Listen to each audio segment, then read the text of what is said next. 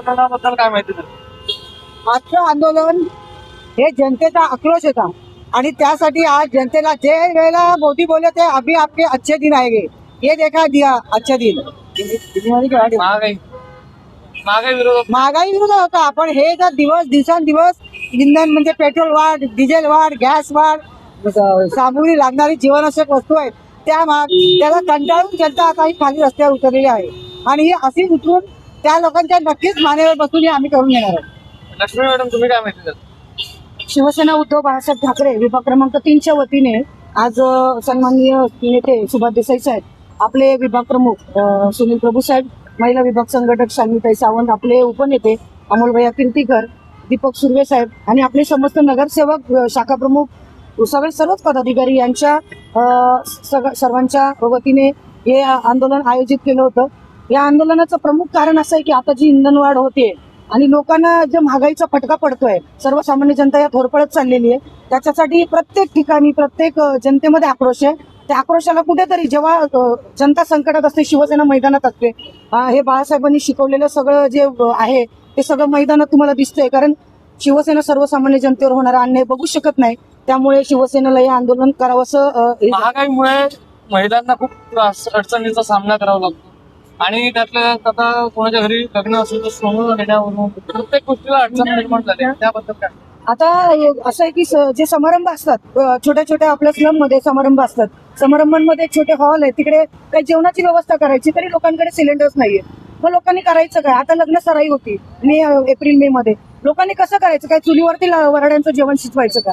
या सरकारला एवढं कळायला पाहिजे की आता जी तुम्ही इंधन वाढ करताय त्याच्यामध्ये काहीतरी हे केलं पाहिजे ना. तुमच्याकडे तर पुढची काही तरतूदच नाहीये, तुम्ही काही करूच शकत नाही, मग तुम्ही सरकारमध्ये बसलेत कशाला? जर तुम्हाला सर्वसामान्य जनतेचे प्रश्न समजतच नाही तर तुम्हाला तो अधिकार नाही. कारण भाजपमध्ये मोठी सगळ्यात हायफाय लोक बसलेले आहेत, त्यांना हे गॅस सिलेंडर तर काही पडलेलं नाही, आरामात त्यांचं सगळं चाललंय. पण एवढं सगळं त्यांच्या विरोधात चालून देखील आज त्यांच्या पक्षात प्रवेश होतात, त्याबद्दल तुमचं काय मत? आज भाजपमध्ये अनेक महाराष्ट्राच्या नेत्यांचे प्रवेश झाले. ज्यांना जनतेचं पडलं नाही, त्यांना स्वतःचा स्वार्थ साधायचा आहे, स्वतःसाठी पैसे कमवायचे, ओके कमवायचे, तेच लोक जातात आहे. सर्वसामान्य कार्यकर्ते तिकडेच आहेत, तळागाळातला कार्यकर्ता तिथेच आहे, ज्यांच्या जीवावर पक्ष उभे आहेत. आणि शिवसेनेमध्ये उद्धव साहेबांबरोबर सर्वसामान्य तळागाळातले शिवसैनिक आहे. नेते केले म्हणून काय शिवसेना संपत नाही. शिवसेना ही फक्त कार्यकर्त्यांनी शिवसैनिकावरतीच आहे. आपल्यासोबत महिला पदाधिकारी आहेत. अच्छा, महाविरोधात काय माहिती? देखो, अपनी बीजेपी सरकार बोलती है ग्लोबल इंडिया, हाँ, इंडिया को हम बहुत हाई लेवल पे लेके जाएंगे और हम इतने हाई पे आ गए कि हम वापस रिवर्स हो गए. हाँ, आज हम रोड पे चूल्हा और लकड़ी ये सब वापरेंगे. तो आई डोंट थिंक सो कि ग्लोबल इंडिया होने वाला है.